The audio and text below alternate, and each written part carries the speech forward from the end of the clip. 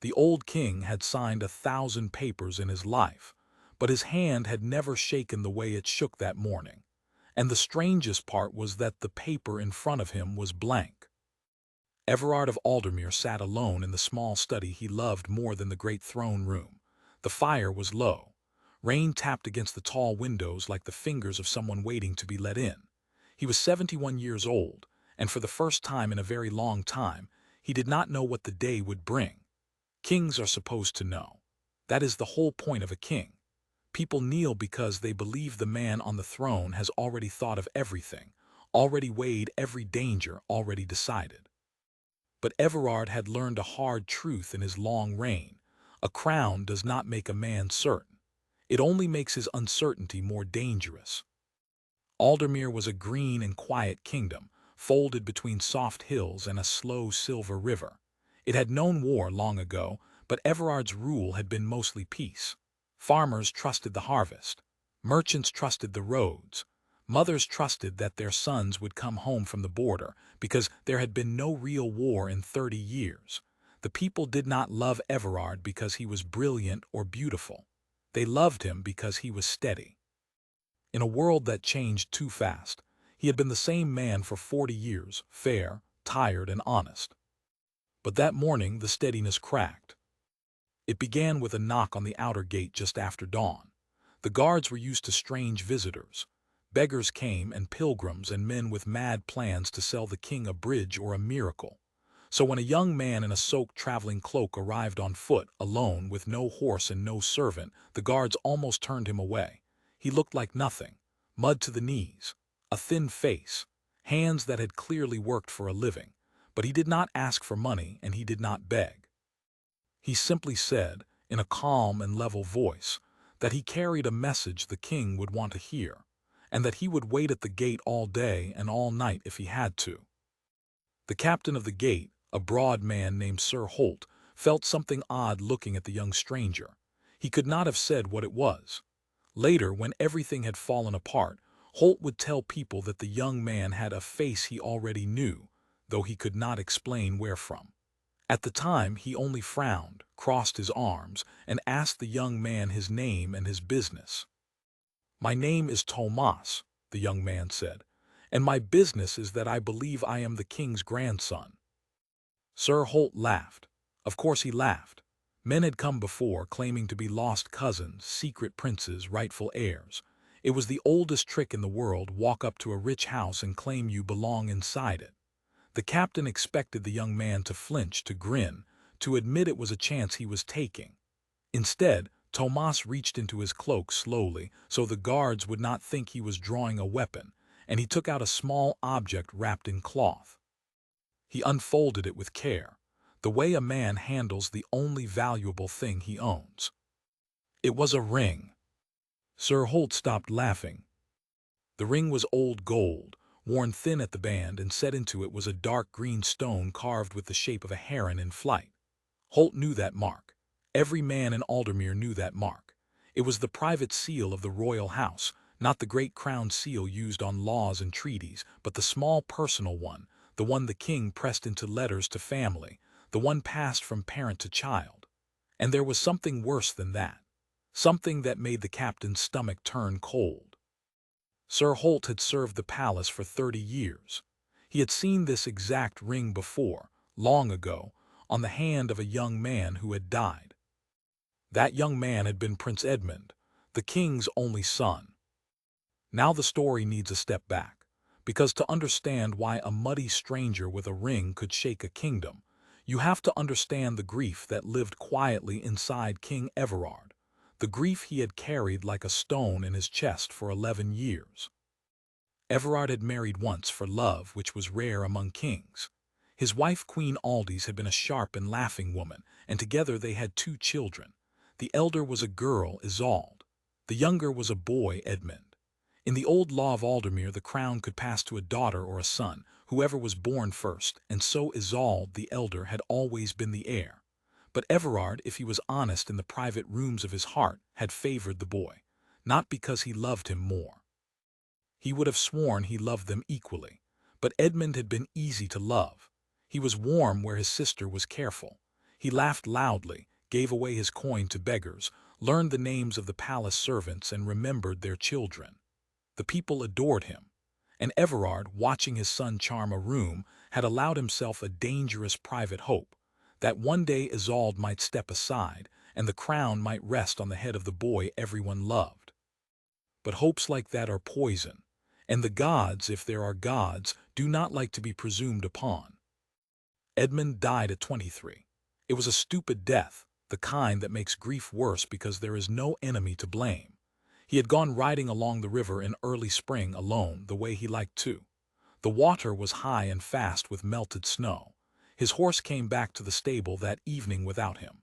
They found the prince 2 days later, far downstream, and the whole kingdom wept, and King Everard aged 10 years in a single week.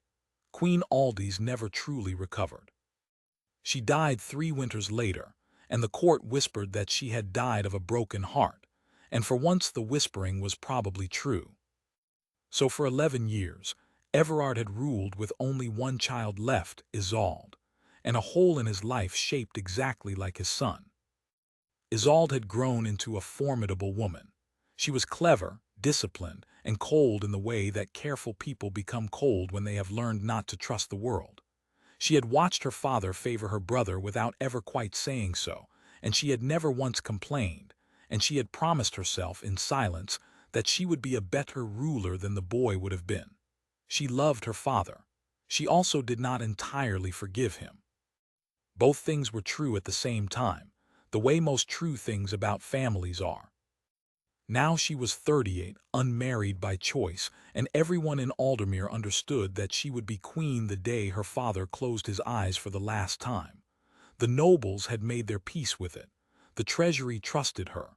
The army respected her. The succession was, at last, settled and calm. And then a boy walked up to the gate with a dead prince's ring, and called himself the grandson of the king. The news reached Everard before the young man reached the throne room. It always does. A palace is a machine for carrying news up its own stairs, and by the time Tomas had been given dry clothes and a cup of hot wine and led through the long corridors, the whole inner court already knew, and the whispering had begun. Everard received him in the great hall, not because he wanted ceremony, but because he wanted witnesses. He had learned that lesson young. When something dangerous happens, do it in front of many eyes so that no one can later invent a version of it. The lords gathered along the walls. Isolde stood at her father's right hand, her face perfectly still, giving away nothing. And into that hall alone walked the young man in borrowed clothes. He did not swagger. He did not fall to his knees and weep. He walked to the proper distance, stopped and bowed correctly, not too low, not too shallow, exactly the bow a man of some breeding would give a king. That small thing was noticed by everyone. A liar off the street would have bowed wrong. This one bowed like someone had taught him. "You claim to be my grandson," Everard said. His voice filled the hall, still strong even at 71. "That is a heavy claim. Men have lost their heads for less. Speak, and know that if you are lying, I will find it out because I have spent my whole life among liars and I am very good at it." "I know, Your Majesty," Tomas said. "I did not come because it is safe. I came because it is true." Then he told his story, and the hall went quieter than a hall full of proud lords has any right to be. He said his mother's name was Marian. She had been, he said, a young woman in a village 2 days' ride to the west, near the river. 19 years ago, the number made several older lords do quiet arithmetic.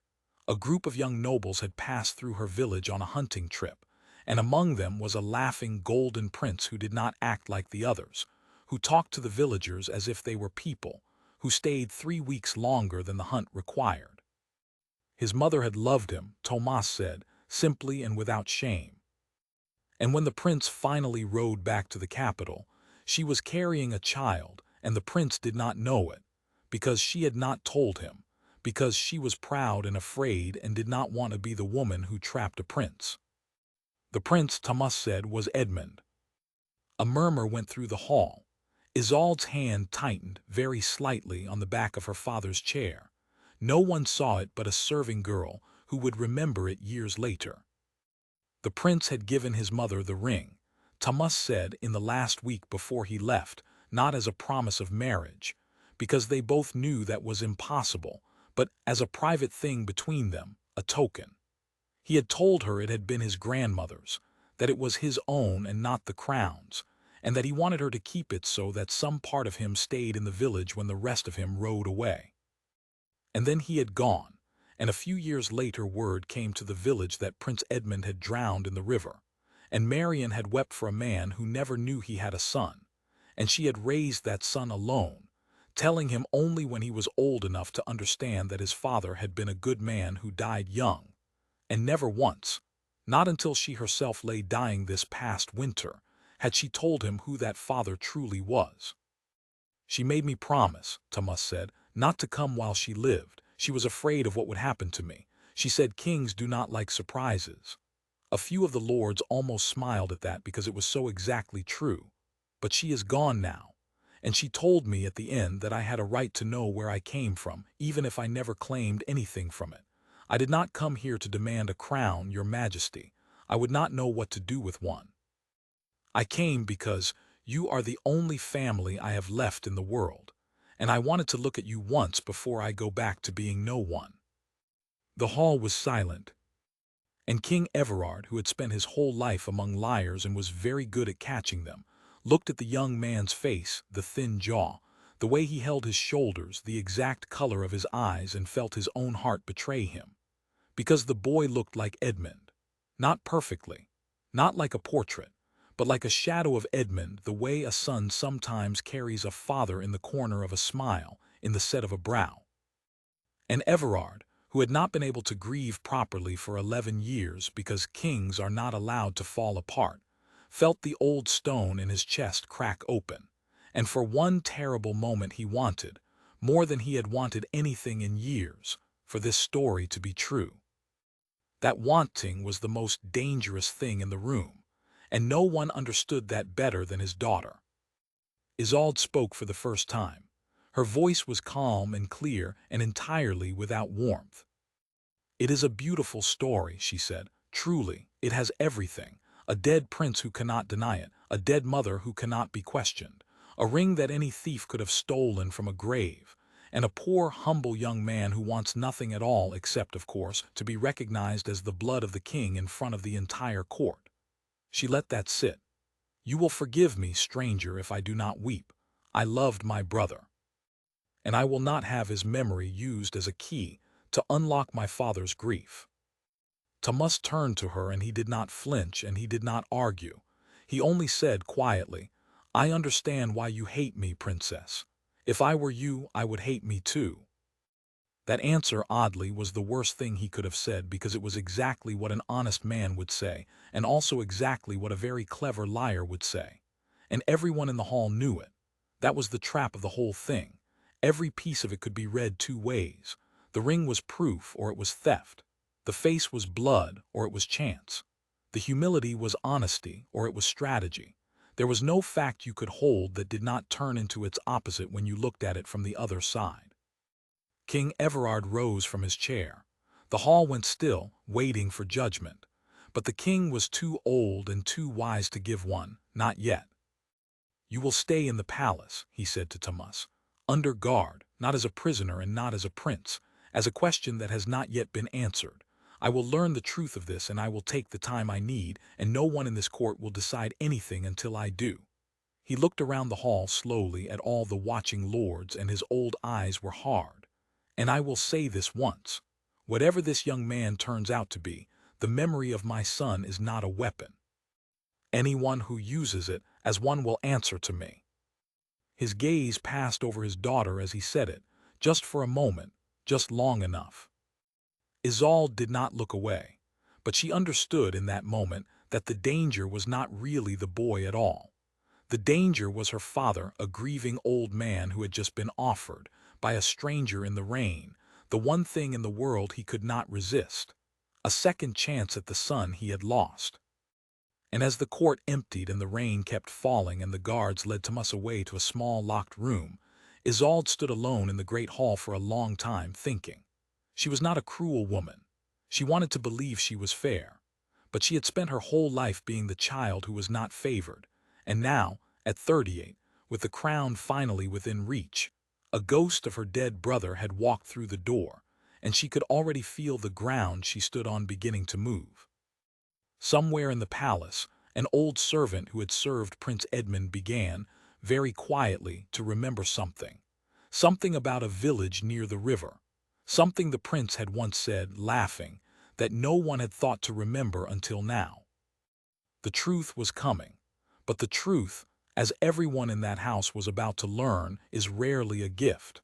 More often, it is a blade, and it cuts the hand that reaches for it just as deeply as the heart it is aimed at. The king went back to his small study and sat down again before the low fire and looked at the blank paper on his desk. He had thought, that morning, that he did not know what the day would bring. Now he knew. It had brought him a choice he did not want, dressed as a boy he was terrified to love. And he still did not pick up the pen. For 3 days the palace pretended to be normal and failed. The lords went about their business, but their business had changed.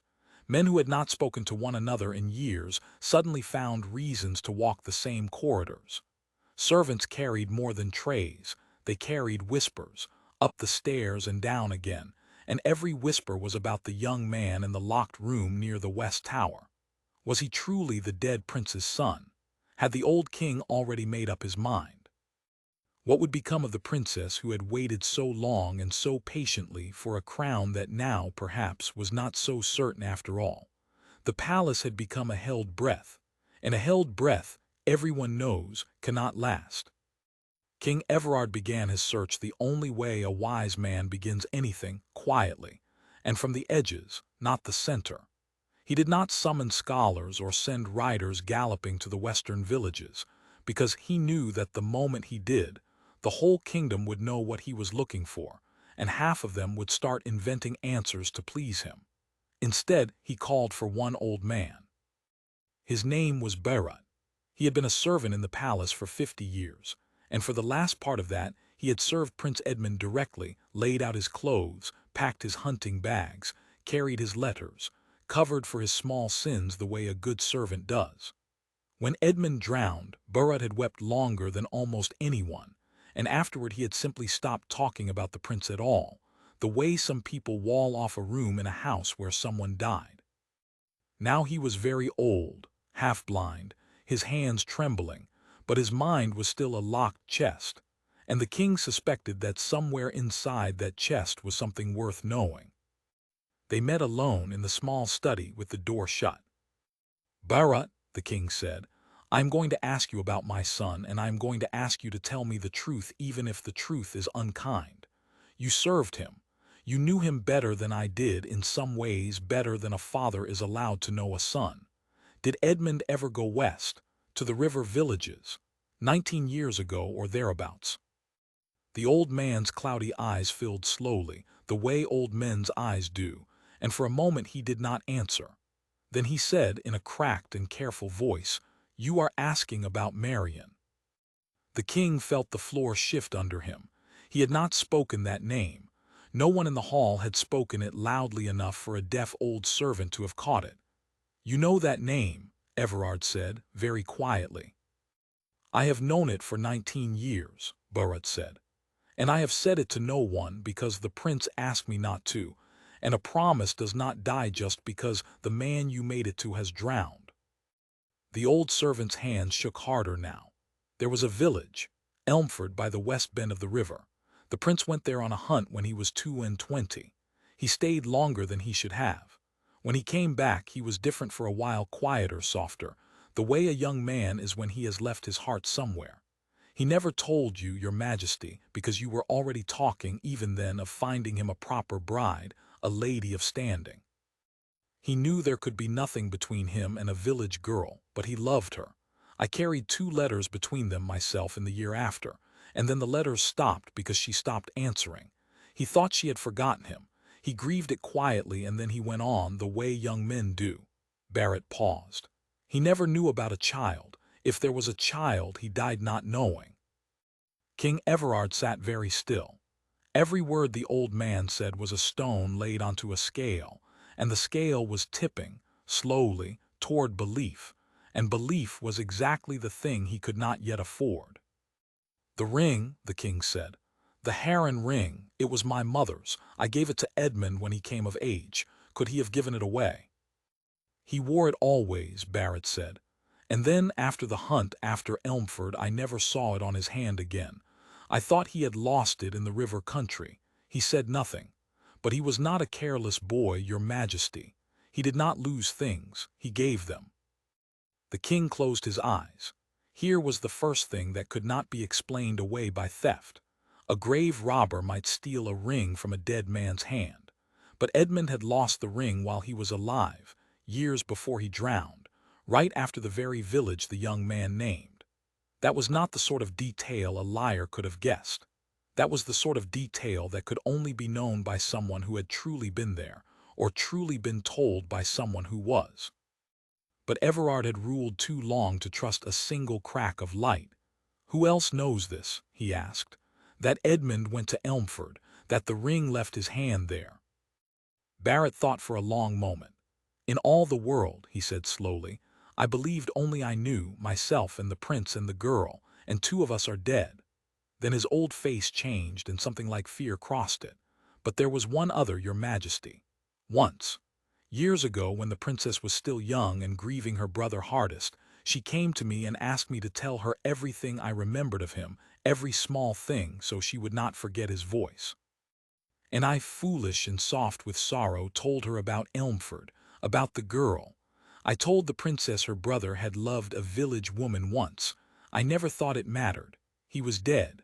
What harm could an old love story do a dead man?" The study went cold, because it meant Isolde had known.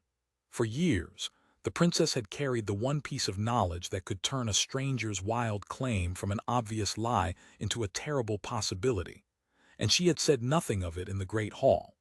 She had stood beside her father and called the story beautiful and convenient and false, while knowing in her heart that her brother had indeed loved a woman in the West, in exactly the place and time the young man described. The king did not rage. That was not his way, and rage in any case was too small a thing for what he felt. He simply understood all at once that the danger in his house was deeper than he had thought, and that it did not come only from the boy. It came from the daughter he loved, who had chosen silence, and a man does not choose silence about a thing like this unless he is protecting something. Isolde was protecting the only thing she had ever truly been promised: the crown. He thanked old Barrett and swore him to silence once more and sent him away. Then King Everard sat alone for a long time, and he did something he had not done in 11 years. He let himself think about Edmund, not the grief of Edmund, which he knew too well, but the life of him. The laughing boy who gave away his coin. The boy who talked to servants and remembered their children's names. A boy exactly warm enough to fall in love with a village girl, and exactly kind enough to leave her his grandmother's ring so that some piece of him would stay behind. It was so completely, painfully like his son, that the king had to press his hand to his mouth to keep from making a sound that a king is not permitted to make.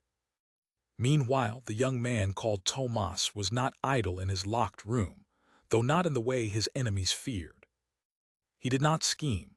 He did not send secret notes or try to buy the loyalty of his guards. He read. There were books in the room, and he read them slowly, moving his finger under the words, the way a man reads who taught himself letters late and is proud of everyone. The guards, who had expected a cunning pretender, found instead a quiet young man who thanked them for his meals, asked their names, and remembered them the next day. One guard, a young one named Pell, mentioned to another that the prisoner had asked after his sick mother by name 3 days running. "Liars don't do that," Pell said. "Liars flatter the lords. This one is kind to nobodies. What does a nobody get him?" The other guard told him to keep such thoughts to himself, but the thought spread anyway, the way true things do, quietly from below. And so the palace slowly split in two, without anyone deciding it should. The lords, watching the crown, mostly took Isolde's side. She was known, she was capable, she was the future they had already bet on. But the small people, the servants and guards and cooks, began, without quite meaning to warm toward the strange, gentle young man in the West Tower, because he treated them as if they were real. It was the exact quality that had made the whole kingdom love Prince Edmund all those years ago. And more than one old servant, watching Tomas thank a scullery maid by name, felt a shiver and thought, "It is him. It is the boy come again." That was the moment the thing stopped being a legal question and started being something far more dangerous. It started being a story the people wanted to be true. Isolde felt the ground moving, and she was not the kind of woman who stood still while the ground moved. She went to her father on the fourth night, not in the great hall with its witnesses, but in the small study, alone, daughter to father. She was clever enough to know that the hall was her enemy now. The more eyes there were, the more the story grew, and that her only real chance was to reach the one man whose decision would end it, before the story reached him first. "Father," she said, and she did not sit, "I know what old Barrett told you. Yes, I knew about the woman in the West. I have known for years." She lifted her chin. She would not be caught in a lie. She was too proud for that. "And yes, I said nothing in the hall. Ask me why." "I am asking," the king said. "Because a love affair is not an heir," she said. "Because my brother loving a village girl 19 years ago does not make this stranger his son. Do you understand what I am protecting, father? Not myself. Not only the crown. I am protecting the peace of this kingdom. Think. Think past your grief for one moment and think like the king you have been for 40 years. She stepped closer. "If you name that boy as Edmund's son, even if he is, what have you made? A bastard grandson with no training, no allies, no knowledge of rule, whose only claim is blood and a face. The lords will not follow him. The law does not favor him over me. A natural son born outside marriage has no true claim to the throne, and you know that. But the people do not care about law. The people care about stories. You will have handed them a golden ghost of their beloved dead prince, and set him against the cold, careful daughter they never much liked, and you will have lit a fire in this kingdom that will not go out until men are dying in the streets over which of us should wear the crown." Her voice cracked, just slightly, for the first time.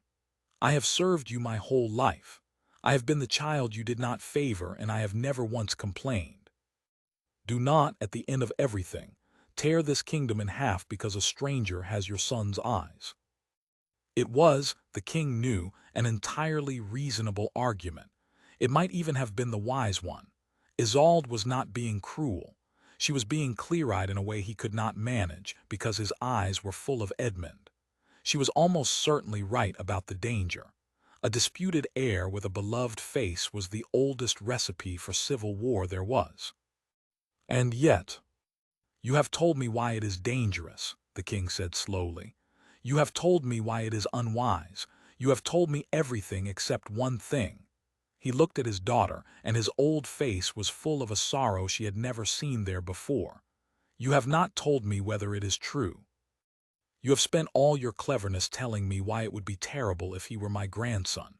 You have not spent a single word wondering whether he is. And that, Isolde, that is what frightens me. Not the boy. You. Because if the truth does not matter to you, then I have raised a queen who will rule this kingdom by what is convenient and not by what is real. And I am not sure I can hand a crown to that." Isolde went white. It was the deepest wound her father had ever given her, and the worst part of it was that she could not swear it was unfair. She stood in silence for a long moment. Then she said very quietly, "You loved him more than me. Even now. Even his ghost you love more than the living daughter standing in front of you." And she turned and left the study before he could answer, and it was just as well, because the king had no answer and they both knew it. That was the night everything hardened. Because Isolde, walking back to her chambers with her father's words burning in her, made a decision of her own. She had asked him to be wise, and he had answered her with grief. She had shown him the danger, and he had turned it back on her as a fault. Fine. If she could not win her father with reason, she would not lose her future to a stranger's face. She was not a cruel woman. She would tell herself for the rest of her life that she was not a cruel woman. But she was a frightened one, And frightened people who are also powerful are the most dangerous people in the world. She summoned a man she trusted. His name does not matter yet. What matters is that he was clever and quiet and owed his position entirely to her, and that when she finished speaking to him behind a closed door, he bowed and said, "It will be done, Highness," and went out into the night. And the next morning everything changed, because the young man called Tomas was found in his room alive, but gravely ill, having drunk from a cup of wine that had been sent up. So the servants said, with the compliments of the house. The palace erupted. Guards shouted. The physician was dragged from his bed. And King Everard, woken before dawn with the news, actually ran, an old king running down a stone corridor in his night clothes, his heart hammering with a terror he had not felt since the day a riderless horse came back to the stable 11 years before, because he understood with awful clarity what this meant. Someone had tried to make the question go away by making the boy go away. Someone had decided that the safest son was a dead one. He reached the West Tower. Tomas was pale as candle wax, sweating, barely breathing but breathing. The physician was already working, forcing something down the boy's throat, and would later say that whoever chose the poison had chosen carelessly, or perhaps had not truly wanted it to work, that it had been enough to sicken, but a hand that truly meant murder would have used more.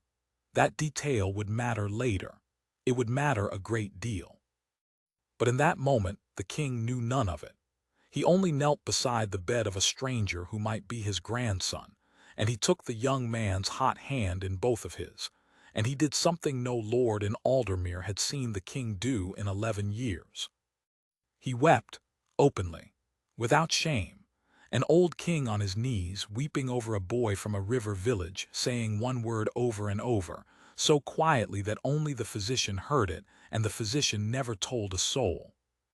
The word was not Tomas. The word was Edmund. And in her chambers alone, the Princess Isolde heard the commotion, and heard that the boy still lived, and sat down very slowly on the edge of her bed, and put her face in her hands. She had not, she would swear to herself, ordered his death. She had ordered only that he be made too sick to charm the court, that he be moved, that the momentum be broken. She had told herself a dozen careful things about what she had and had not asked for. But she knew, in the cold, true center of herself, that she had opened a door, and that she no longer controlled what walked through it. She had meant to protect a kingdom. She had instead crossed a line she could never uncross, and set her father, at last, on the path to the one decision he had spent his whole life dreading, a decision that would cost him, no matter which way he chose, one of the only 2 children he had left in the world. The physician worked through the night, and by the gray light of the next morning, as the boy's fever finally began to break, King Everard rose from the bedside on stiff old knees, and his face was no longer the face of a grieving father. It was the face of a king, cold, awake, and terribly, finally decided to learn every last inch of the truth, whatever it cost and whomever it burned. Because a question could be ignored, but someone had just tried to answer it with poison, and that changed everything. The truth, when it finally came, did not arrive in a grand way. It arrived the way most truths do, through a frightened man who could no longer carry what he knew. The poisoner's name was Chaol. He was the quiet, clever man who owed everything to the princess, the one who had bowed and said, "It will be done in the dark." For 2 days after the boy fell ill, Chaol moved through the palace with a calm face and a stomach full of stones. He had done what he was told, more or less. He had chosen a dose meant to sicken, not to kill, because whatever else he was not a murderer, and some small stubborn corner of him had refused to become one even on a princess's word. He had told himself this made him better than what he had done. It did not. He knew it did not. And every time he passed the West Tower and heard that the boy still lived, that the king now sat by the bed himself, that the whole palace was watching, the stones in his stomach grew heavier. It was the king's new stillness that broke him. Everyone in the palace could feel it, the way Everard had stopped grieving out loud and started watching, quietly, everyone and everything. the way a hunter goes silent when the deer is finally in range. Kale understood that a king who has decided to find the truth is the most dangerous thing in any kingdom, and that when that king found it, there would be a reckoning, and that Kale himself would be the first name spoken. So he made the oldest calculation of frightened men everywhere. Better to be the one who confesses than the one who is caught. He went to the king, alone, and he told him everything, that the princess had summoned him, that she had ordered the boy sickened and moved and discredited, that she had not, in fairness, ordered his death, but that murder had been close enough in the room that Kale had felt its breath. And then Kale knelt on the stone floor and waited for the king to have him killed. King Everard did not have him killed.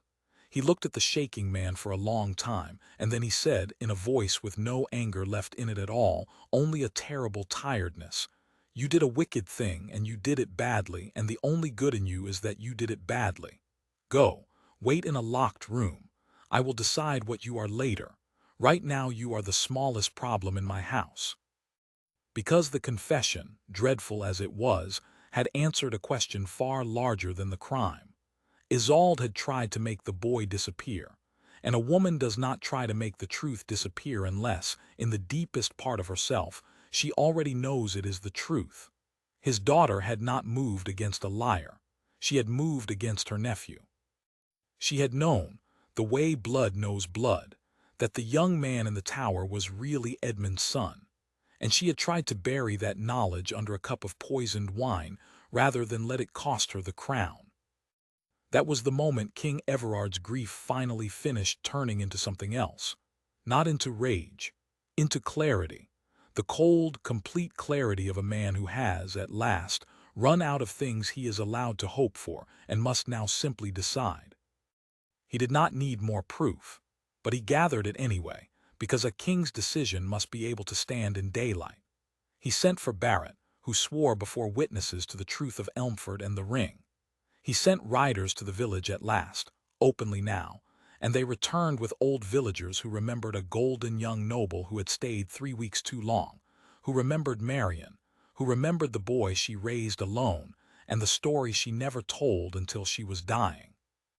And the boy himself, once the fever broke and his strength returned, was brought before the king and asked, gently, everything. And every answer he gave matched, without a single seam, the story the dead had left behind. There was no longer any honest way to call it a lie. Tomas was Edmund's son, the king's grandson. That much was now as certain as anything in this world can be. And so King Everard faced the decision that the whole terrible week had been carrying toward him. The decision the title of his own grief had promised from the start, and it was far worse than the simple question of whether the boy was real. Because the boy being real did not make the answer easy. It made it impossible. He could name Tomas his heir. His heart wanted this so badly it frightened him. Here was a second chance. A piece of Edmund walked back out of the river, a warm and gentle young man whom the small people already loved.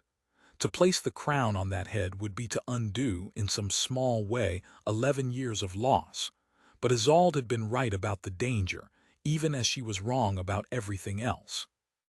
Tomas was a natural son's son, born far outside marriage, with no training, no allies among the lords, no knowledge of rule.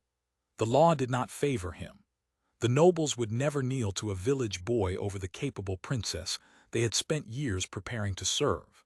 To name him heir would be to hand the kingdom a beloved face and a hopeless claim, and set it against a rejected daughter with the loyalty of every lord and every soldier, and that was not a succession.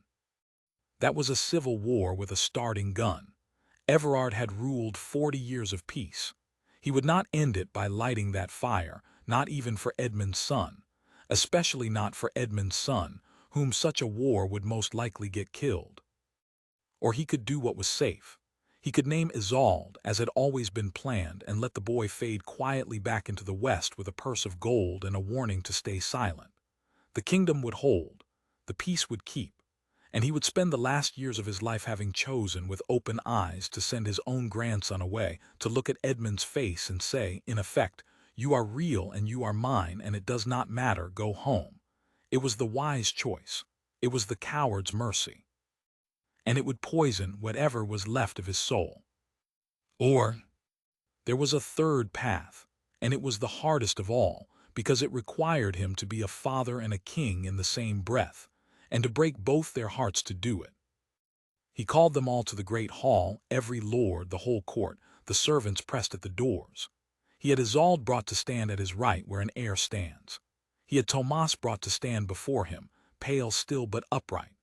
And he had old Barrett there, and the villagers, and even the confessed poisoner Cale, held between two guards, so that every piece of the truth stood in the same room in the same light, and no one could ever tell a cleaner version later. Then King Everard, 71 years old, spoke the truth aloud to his kingdom. He told them who the young man was. He did not soften it and he did not dress it. He said, "This is my grandson, the son of my son Edmund, born of a woman named Marian in the village of Elmford, and there is no honest doubt of it." A sound went through the hall like wind through wheat. He let it pass. Then he told them the second truth, the uglier one, that his daughter, the princess, had known this, and had sent poison to the boy's room to bury it. Isolde did not deny it. She stood white and still and said nothing, and her silence was the loudest confession the hall had ever heard. And then the king made his decision, and it was none of the three, and it was all of them. "I will not name a boy king who cannot hold the crown," he said, "for to do so would be to murder him slowly and kill thousands with him. The throne will pass as the law and the peace require. It will pass to Isolde." The hall drew breath. The princess's eyes lifted, startled. She had not expected to win, not after everything. "But hear the rest," the king said, and his voice went hard as old iron. "For the crown I give her comes with chains I forged tonight. Isolde, you will be queen. And you will take this young man, your brother's son, into your own house, and name him openly as blood of the royal line, and raise him and protect him, and see him given lands and honor and a place at your own council, not because he can take your throne, for he cannot, but because you tried to take his life, and this is the price of it. You wanted him gone. Instead, you will spend the rest of your reign keeping him safe. Every day you look at his face, you will remember what you nearly did and what it cost you in your father's eyes. That is your sentence, not death, not exile, a living conscience seated at your own table for the rest of your life." He turned then to Tomas, and his hard face broke just slightly into something older and softer. "And you, boy, you said you came only to look at me once before you went back to being no one.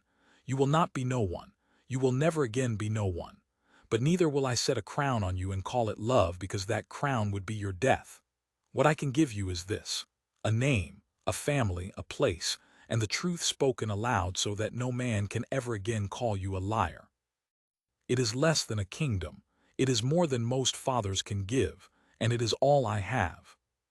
Tomas knelt, not the careful, taut bow of his first day, but a real one, all the way to the floor, and when he lifted his head there were tears on his face, and he said only, "It is enough. It was always more than I came for." And Isolde, cold, clever, wounded Isolde, who had waited her whole life for a crown and had just been handed it wrapped in the worst shame of her life, looked at her father and understood, finally, the thing he had been trying to teach her in the study that terrible night. He had not chosen the boy over her. He had not chosen her over the boy. He had refused, at the last, to let either of his children be destroyed for the sake of the other, and he had paid for that refusal with the only currency he had left. He had made himself the villain in both their stories, so that neither of them would have to be. A father who loved his son had not saved his son's throne. A father who loved his daughter had not saved his daughter's peace.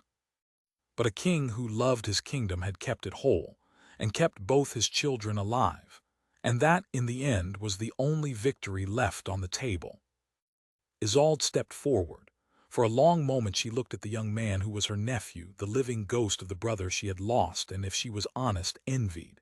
And then she did the hardest thing she had ever done. She held out her hand to him, not warmly, not yet, but truly. "You will have a place in my house," she said, her voice rough, "and my protection on my honor. I did you a great wrong. I will spend my reign not doing you another." It was not forgiveness and it was not love. It was the beginning of the possibility of both, which, between two proud and wounded people, is as much as the first day can ask. King Everard watched his daughter take his grandson's hand, and he felt the stone that had lived in his chest for 11 years shift, at last, into something he could carry. He had not gotten his son back. No decision, however wise, could give him that. But he had done the one thing a grieving man almost never gets to do. He had made his son's death mean something other than an empty place at the table. Edmund's blood would live in the royal house. Edmund's kindness, carried in his son, would sit at the council of Aldermere. And the boy the prince never knew he had would grow old safe and honored in the halls his father had walked, laughing, all those years ago. That night the king went back to his small study and sat before the low fire and drew a single clean sheet of paper toward him. His hand did not shake this time. He wrote out his decree in his own tired hand, the naming of his heir, the naming of his grandson, the whole hard truth set down where time could not twist it. And when he had signed it, he sat for a while in the quiet, listening to the rain that had finally begun to soften, and he let himself, for the first time in 11 years, remember his son not with grief but with something close to peace. A crown, he had learned long ago, does not make a man certain. It only makes his uncertainty more dangerous. But there is one thing a crown can still do, in the hands of a man who loves the right things more than he loves his own comfort. It can be spent, all of it, in a single hard choice to keep the people you love alive and the kingdom you serve whole, even when doing so breaks your own heart and lets no one, not even you, walk away unwounded. King Everard had spent his crown well, and in the West Tower, for the first time, the window of a certain small room was left unlocked, because the young man inside it was no longer a question. He was, at last, exactly what the muddy stranger had claimed to be at the gate on that first gray morning, when a whole kingdom nearly tore itself apart deciding whether to believe him. He was family,